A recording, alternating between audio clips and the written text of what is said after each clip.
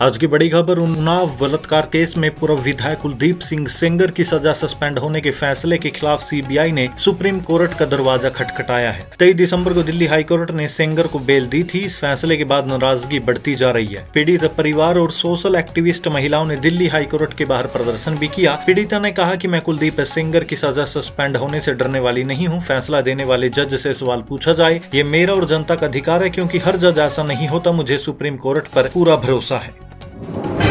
Delhi high court ने air purifier पर goods and service tax यानी जीएसटी 18% से घटाकर 5% करने की मांग वाली जनहित याचिका पर सुनवाई की। इस दौरान जस्टिस विकास महाजन और जस्टिस विनोद कुमार की बेंच ने केंद्र सरकार से पूछा कि एयर प्यूरीफायर पर जीएसटी क्यों नहीं घटा सकते। वहीं इसके ऊपर सरकार ने जो जवाब दिया उसको सुनकर आप चौंक जाएंगे। केंद्र सरकार की ओर से कहा गया कि कोई एयर प्यूरीफायर सेक्टर में मोनोपोली चाहता है। ये कोई जनहित याचिका है ही नहीं। सरकार जानना चाहती है कि इसके पीछे आखिर है कौन। मतलब कि ना तो साफ हवा देंगे और एयर प्यूरीफायर पर भी जीएसटी नहीं घटाएंगे, चाहे जनता मरे या जी।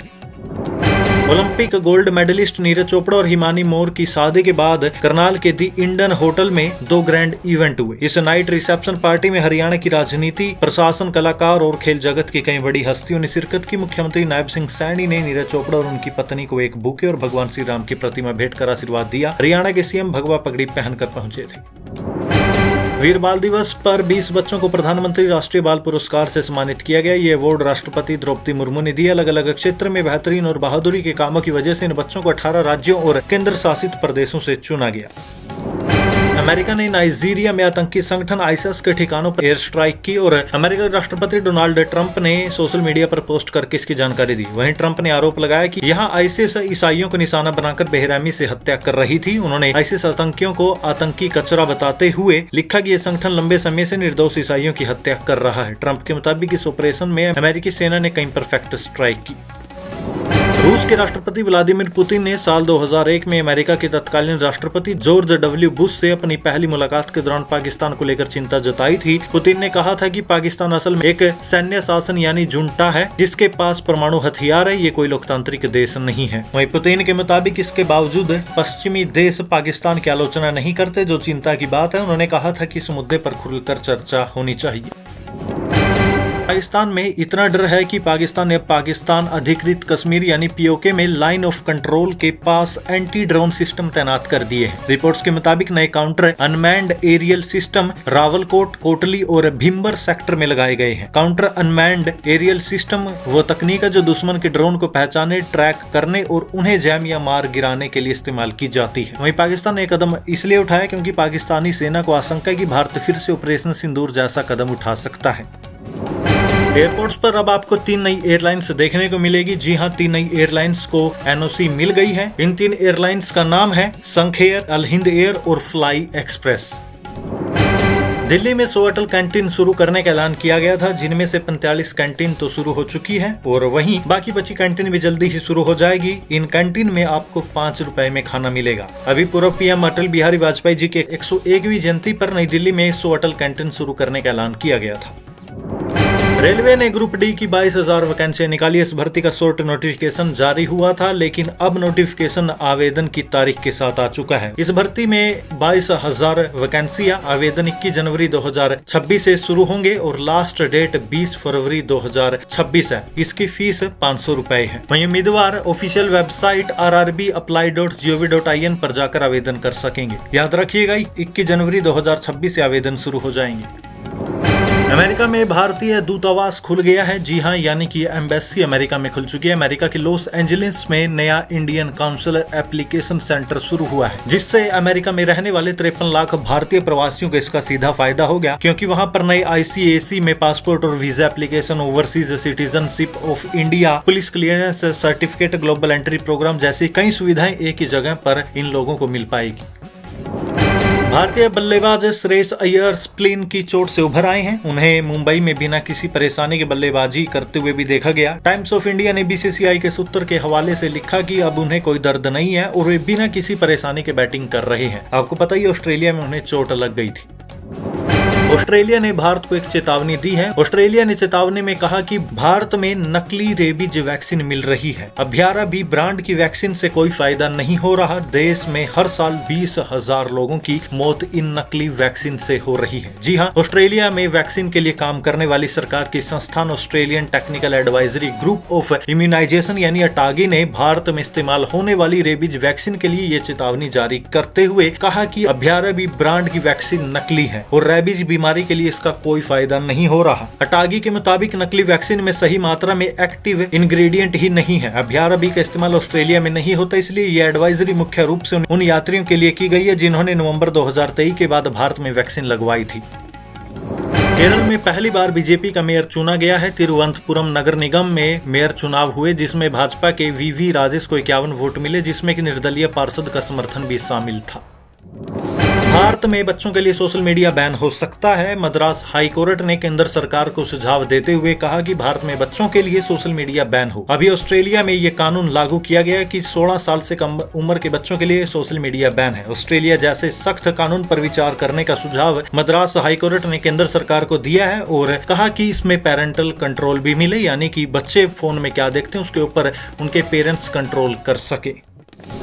यूनाइटेड अरब एमिरेट्स के प्रेसिडेंट पाकिस्तान पहुंचे। शहबाज और मुनीर ने उनका स्वागत किया। ट्रेड और एनर्जी पर उनकी डील संभव है। ये साल की उनकी पाकिस्तान की दूसरी यात्रा। इससे पहले जनवरी 2025 में वे रहीम यार खान में निजी यात्रा के दौरान शहबाज से मुलाकात कर चुके हैं। हालांकि राष्ट्रपति के रूप में उनकी पहली आधिकारिक पाकिस्तान यात्रा है। बांग्लादेश में एक बार फिर से भारत विरोधी प्रदर्शन शुरू हो गए हैं। इनकिलाब मंच ने नेता उस्मान हादी की हत्या के खिलाफ न्याय की मांग करते हुए ढाका के शहबाग इलाके में प्रदर्शन किए। इस दौरान भारत विरोधी नारे भी लगाए गए। जुमा की नमाज के बाद ढाका यूनिवर्सिटी से जुलूस निकाला गया।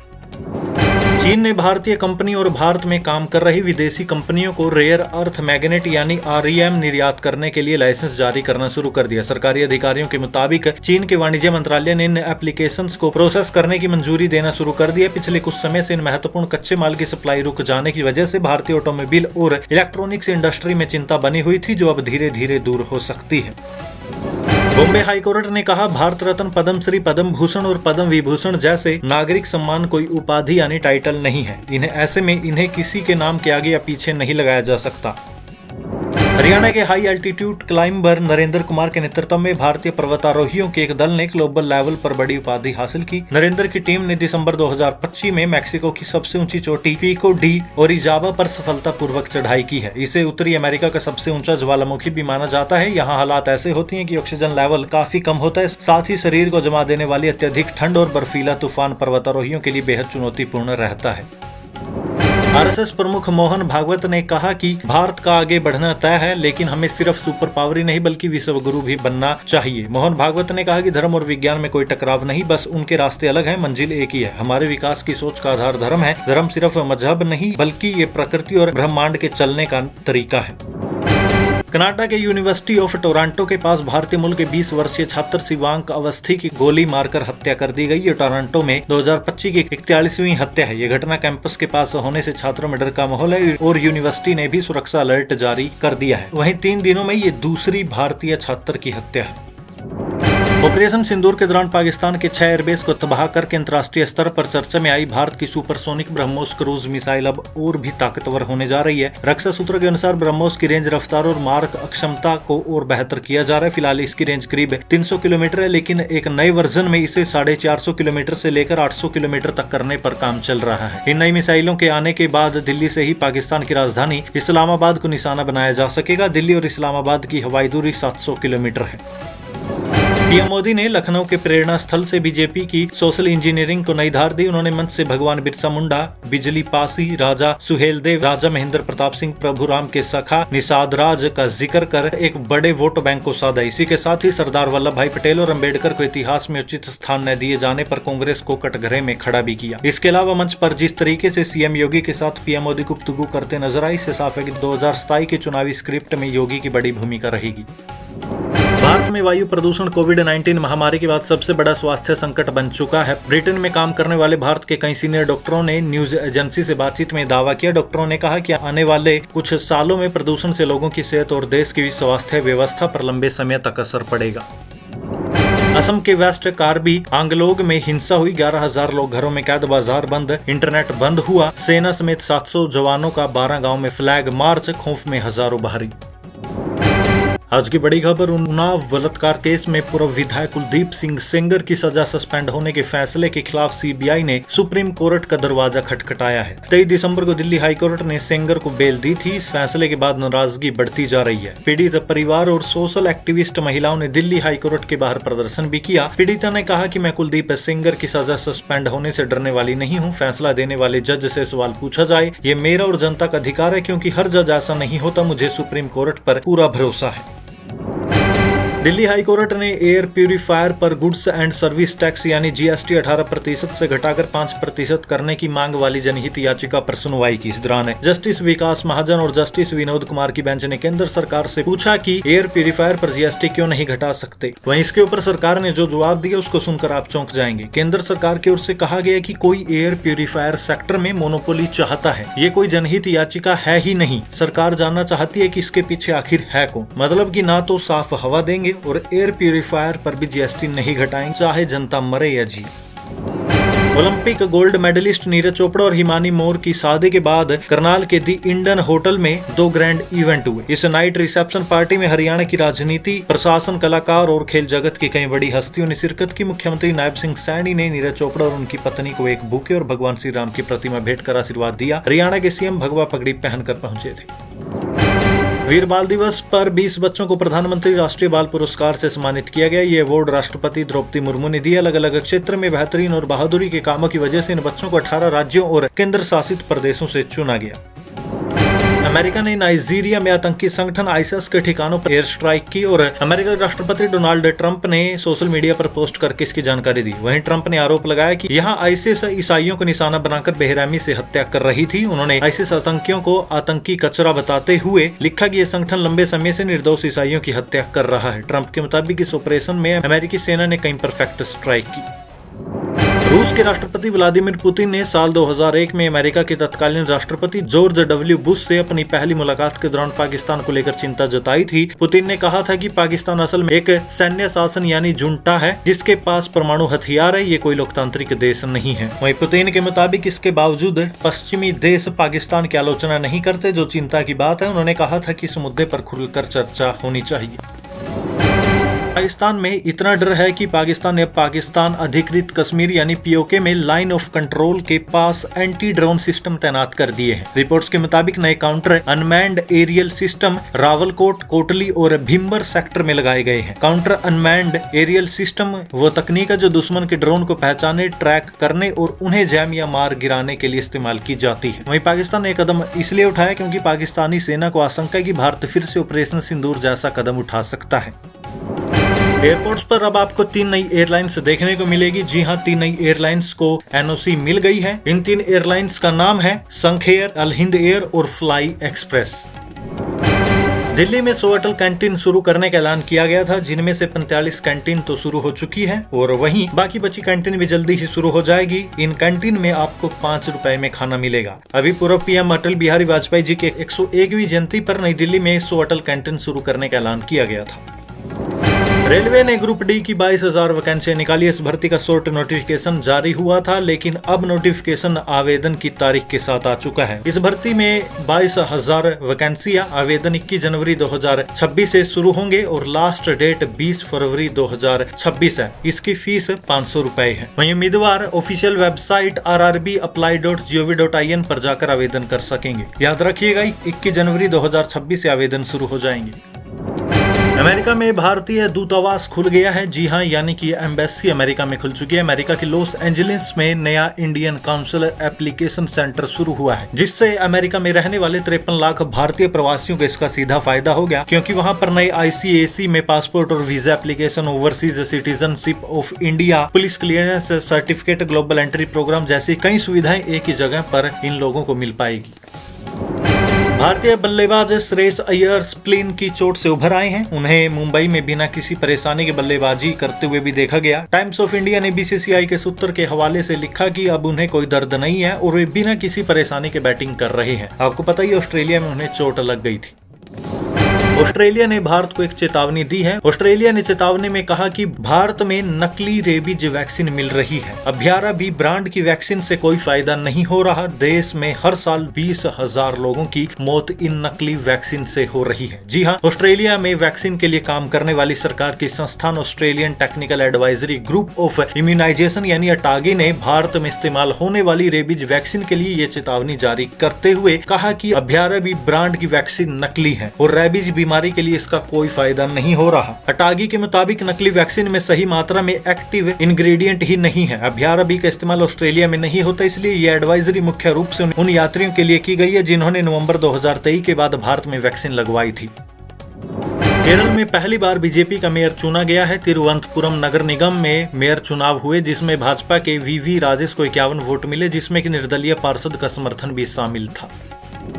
भारत में बच्चों के लिए सोशल मीडिया बैन हो सकता है। मद्रास हाई कोर्ट ने केंद्र सरकार को सुझाव देते हुए कहा कि भारत में बच्चों के लिए सोशल मीडिया बैन हो। अभी ऑस्ट्रेलिया में ये कानून लागू किया गया कि 16 साल से कम उम्र के बच्चों के लिए सोशल मीडिया बैन है। ऑस्ट्रेलिया जैसे सख्त कानून पर विचार करने का सुझाव मद्रास हाई कोर्ट ने केंद्र सरकार को दिया है और कहा कि इसमें पेरेंटल कंट्रोल भी मिले, यानी कि बच्चे फोन में क्या देखते हैं उसके ऊपर उनके पेरेंट्स कंट्रोल कर सके।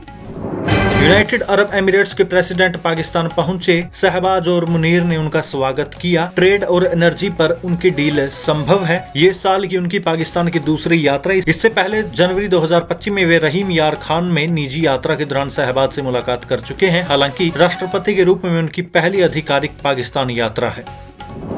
बांग्लादेश में एक बार फिर से भारत विरोधी प्रदर्शन शुरू हो गए हैं। इनकिलाब मंच ने नेता उस्मान हादी की हत्या के खिलाफ न्याय की मांग करते हुए ढाका के शहबाग इलाके में प्रदर्शन किए। इस दौरान भारत विरोधी नारे भी लगाए गए। जुमा की नमाज के बाद ढाका यूनिवर्सिटी से जुलूस निकाला गया। चीन ने भारतीय कंपनी और भारत में काम कर रही विदेशी कंपनियों को रेयर अर्थ मैग्नेट यानी REM निर्यात करने के लिए लाइसेंस जारी करना शुरू कर दिया। सरकारी अधिकारियों के मुताबिक चीन के वाणिज्य मंत्रालय ने इन एप्लीकेशंस को प्रोसेस करने की मंजूरी देना शुरू कर दिया। पिछले कुछ समय से इन महत्वपूर्ण कच्चे माल की सप्लाई रुक जाने की वजह से भारतीय ऑटोमोबाइल और इलेक्ट्रॉनिक्स इंडस्ट्री में चिंता बनी हुई थी, जो अब धीरे धीरे दूर हो सकती है। बॉम्बे हाईकोर्ट ने कहा भारत रत्न, पद्मश्री, पद्म भूषण और पद्म विभूषण जैसे नागरिक सम्मान कोई उपाधि यानी टाइटल नहीं है। ऐसे में इन्हें किसी के नाम के आगे या पीछे नहीं लगाया जा सकता। हरियाणा के high altitude climber Narendra Kumar के नेतृत्व में भारतीय पर्वतारोहियों के एक दल ने ग्लोबल लेवल पर बड़ी उपाधि हासिल की। नरेंद्र की टीम ने दिसंबर 2025 में मैक्सिको की सबसे ऊंची चोटी पिको डी ओरिजाबा पर सफलतापूर्वक चढ़ाई की है। इसे उत्तरी अमेरिका का सबसे ऊंचा ज्वालामुखी भी माना जाता है। यहाँ हालात ऐसे होती हैं कि ऑक्सीजन लेवल काफी कम होता है, साथ ही शरीर को जमा देने वाली अत्यधिक ठंड और बर्फीला तूफान पर्वतारोहियों के लिए बेहद चुनौतीपूर्ण रहता है।